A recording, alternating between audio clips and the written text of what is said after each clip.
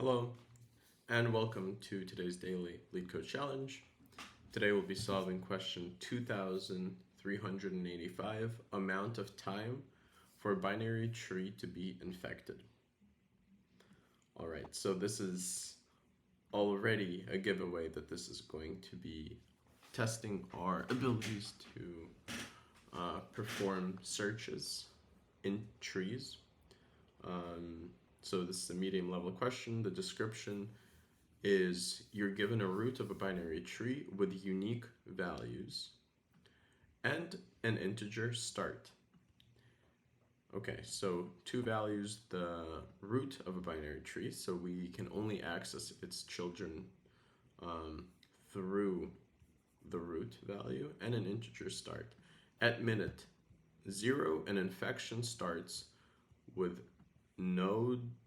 from the node with value start. Okay, so the binary tree has all unique values. From one of those values, an infection starts, and I'm guessing that it spreads. Each minute, a node becomes infected if a node is currently uninfected, so visited versus unvisited, and the node is adjacent to an infected node. So this is how an infection spreads, right? It basically just starts at a certain point, and then all neighbors, regardless of whether you're a parent or a child, gets infected. Return the number of minutes needed for the entire tree to be infected. All right. So purely visually, and I'm guessing looking at this example is very helpful. We start at, let's see, do we start at 3? Yes, we start at 3. And the question here is basically, from 3, how long in minutes will it take for the whole tree to be infected? So at minute 0, I'm guessing nothing is infected, or 3 is infected. At minute 1, its 3 neighbors are infected. At minute 2, 5 is infected. At minute 3, 4 is infected. At minute 4, 9 and 2 are infected. And the output is 4, indicating that we've done this correctly. All right. Cool. Let's think of this in terms of traversal of trees.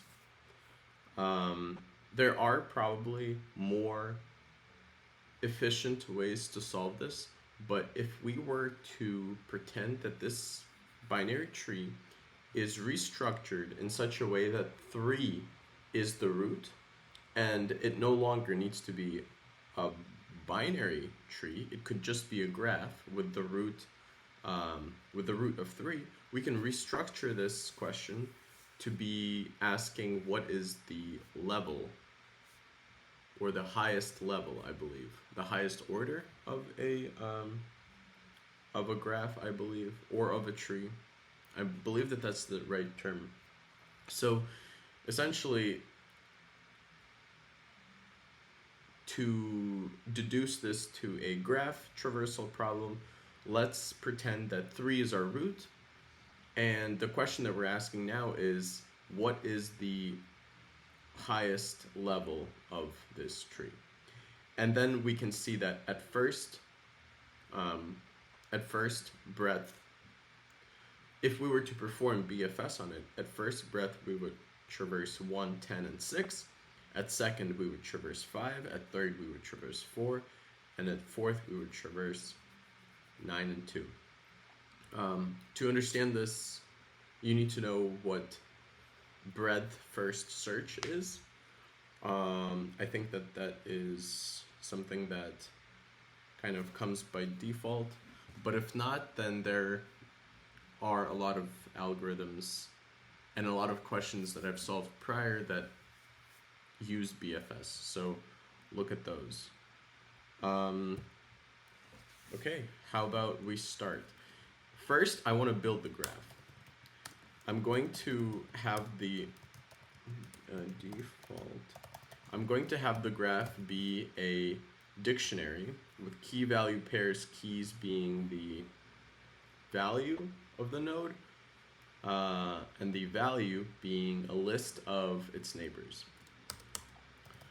I'm going to populate it with regular DFS, with my node coming in here and having a parent in here that is going to be pointing to none. I'm going to say if parent, then tree parent value, append, I'm going to say node val parent val. What this is doing is, given that we're looking at a node, I want to add its parent if parent is passed as a parameter. Then I want to say if node left, and all that I'm doing here is populating this graph. I'll print it out after populating it. If node left, I want to say tree node val append node left, right? And I also want to perform DFS on node left val, node left with parent being node. And very similar, if node right, I want to say tree node val append node right val. DFS on a node right with the node here. So what is this doing? Well, we had an empty dictionary, but let me print this guy here, and we'll see that DFS with the root and a return value of 0, we should see a completely populated, doubly linked tree. And that's what we see here. We see that 1 has neighbors 5 and 3, 5 has neighbors 1 and 4, 4 has neighbors 5, 9, 2, and so on until 6 pointing to 3. So this is just a way to create this structure, intermediate structure. Now that we have this, all that's left is to traverse this in a BFS fashion. Didn't matter previously how we traversed it. We just needed to access all of the values, but now we can do BFS. And BFS is done the following way. It's usually implemented with a queue.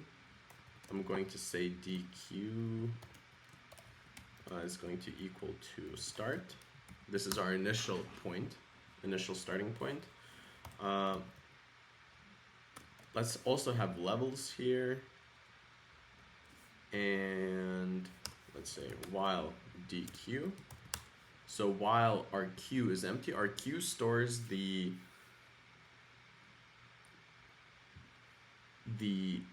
nodes that we have yet to visit in order, in a specific order. So yes, that's the statement. DQ stores the nodes that we have yet to visit in the order that we actually want. And I also need visited. It's just going to be a set. Okay, so while DQ, the traditional way of doing BFS is you just say while DQ, then you do then you access the node that you now need to explore with a pop left, and for all of its children you append them to you do something like this. For neighbor in tree node, you do DQ append neighbor. There's a slight modification here. Also, if neighbor, not in visited. Here we have to say visited add node. But what would this do? This would successfully traverse the whole tree in a BFS format, but what this will not do is tell us how many levels there are. And you kind of lose the idea of a level when you are doing BFS in this way. So there's a slight modification here that you can do. While DQ, I'm going to say temp DQ is equal to this, and I'm actually going to be appending my guys to a temp DQ. Then I'll say DQ is equal to DQ of made from this temp, and levels plus equals 1. Okay, let's see if this works.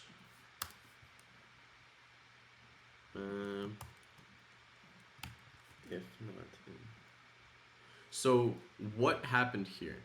I'm claiming now that each level is going to be traversed fully within this while loop, and then when I exit that while loop, I reassign temp DQ to my outer DQ. So the outer loop is responsible to initiating a level, while the inner loop is responsible for collecting all the nodes of that level.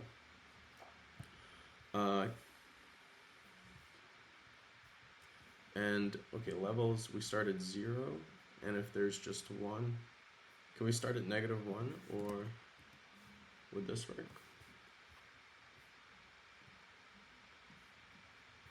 Okay, submit this, see what happens, but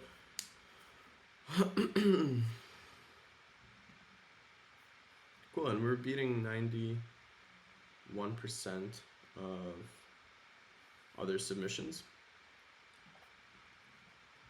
And I think this is extremely intuitive. It's also the correct, or probably the expected way that you would approach this, using both DFS and BFS together to first create this intermediate structure and then traverse it. Yeah, I really like this solution. It's very elegant. So, not going to bother revisiting other solutions. Take a look at this. Please use it if you understand it. And with that, I think let's end today's video. Please like and subscribe, helps out the channel, and stay tuned for tomorrow's video. Thank you. Bye.